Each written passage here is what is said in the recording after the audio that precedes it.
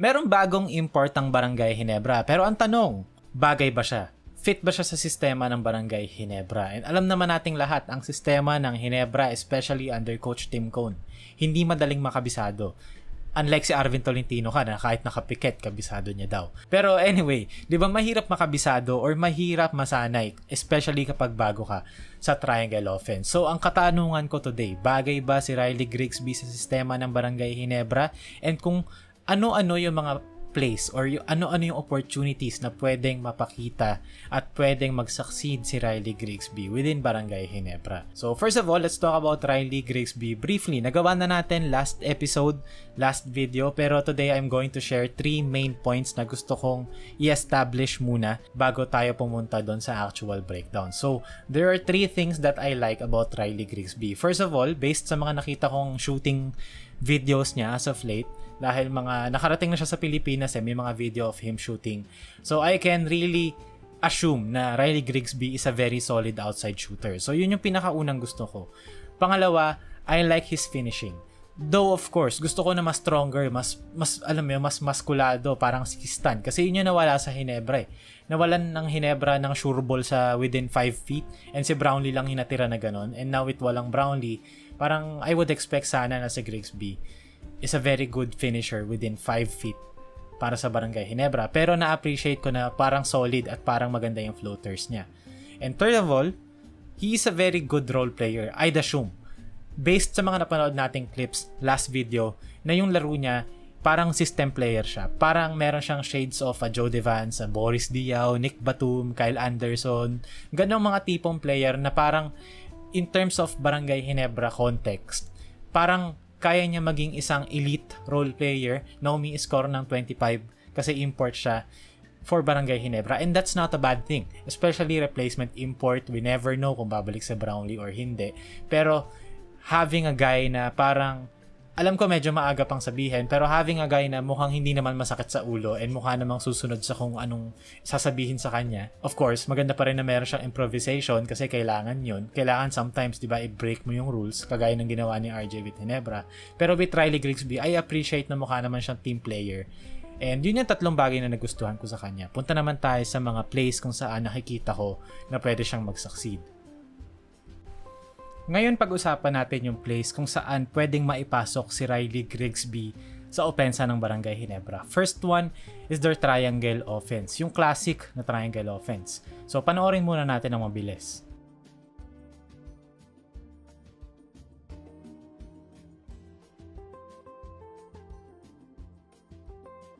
So ang mapapansin natin dito is their classic triangle offense, pero instead of Riley Grigsby na nasa main post, na pwede rin naman niyang gawin dito sa sideline triangle. Pero I expect more of Riley Grigsby's positioning dito sa pinch post na nagsisimula sa opposite side ng court.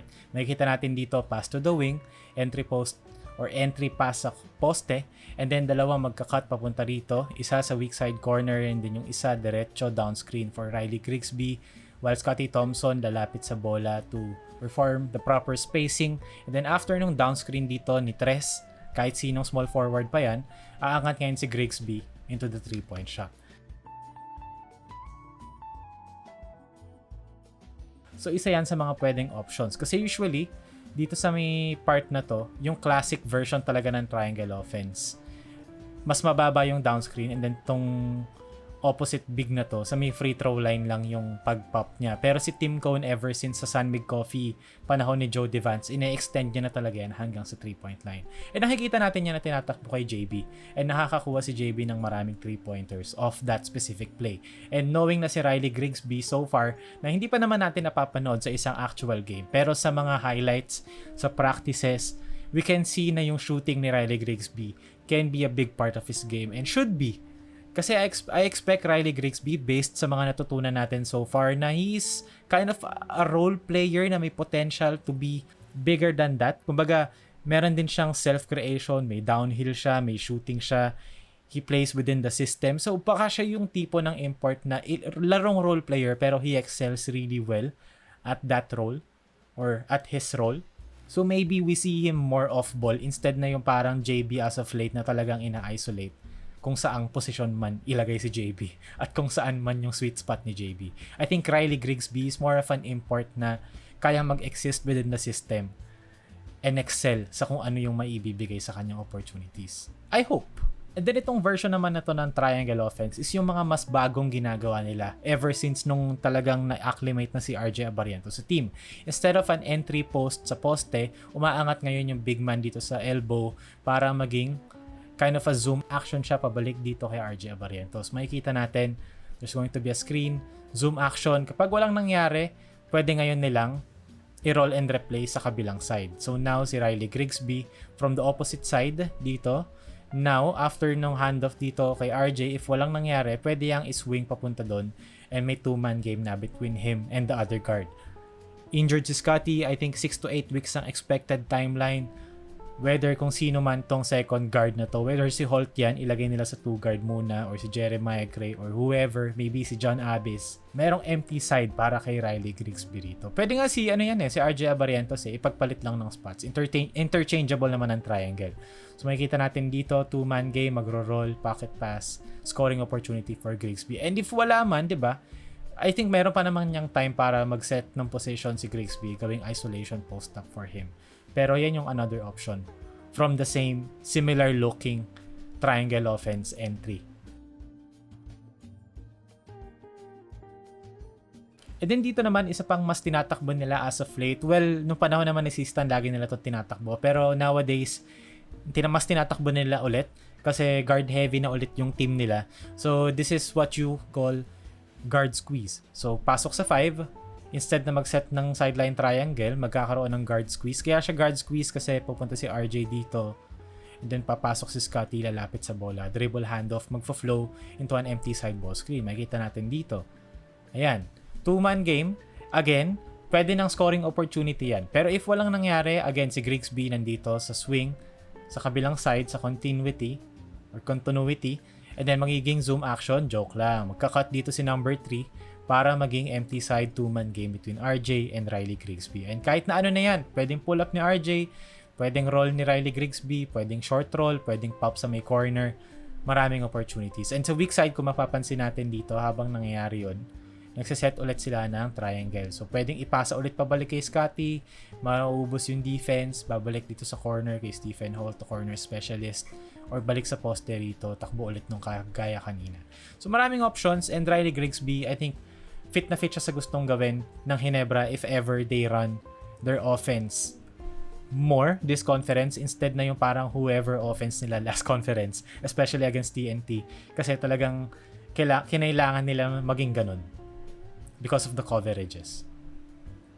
And another guard squeeze here, makikita natin, guard squeeze ulit, 2-man game ulit, 𝗪𝗏𝗏 and the number 5, balik ulit kay Grigsby, pero instead na si number 3 mag-clear out papunta sa kabilang corner.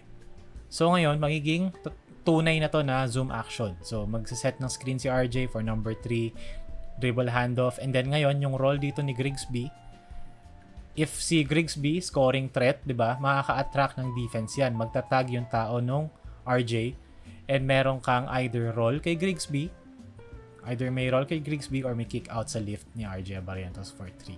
Then sa kabilang dako naman, instead of focusing on one side, pwede rin naman sa pinch post si Grigsby. Pero I think mas bagay si Grigsby sa trail. So pwede naman magsimula ulit as ganito para hindi masira yung continuity ng positioning ng triangle offense. So far lahat ng tinignan nating clips, 'di ba? Kung babalikan natin, lahat ganito yung initial na formation nila. So mas confusing for the defense and mas, nagba-branch out, mas nag-e-evolve kung ikaw yung Ginebra at mas unpredictable ka. So pwede naman ganyan yung simula and then naangat mo lang dito si Grigsby. So si 𝗪𝗏𝗏 nasa pinch post, pero since guardia si 𝗪𝗏𝗏, magsi-space out siya dito sa corner and it's your classic swing 2-man game action.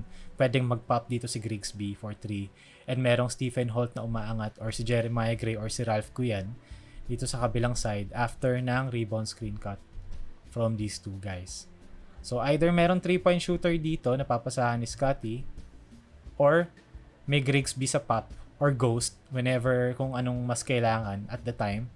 Boom, pick and pop RG Grigsby sa spot na yon. And if ever, 'di ba? If ever pag salo ni Grigsby walang open shot, meron siyang isang buong court dito para sa kanya to either isolate beat his man off the dribble, or kahit anumang trip niyang gustong gawin. So ayan yung mga actions na gusto kong i-cover kung saan nakikita ko na pwedeng mag-fit at pwedeng mag-excel si Riley Grigsby sa Barangay Ginebra. Let me know, guys, kung ano ang thoughts nyo about Riley Grigsby.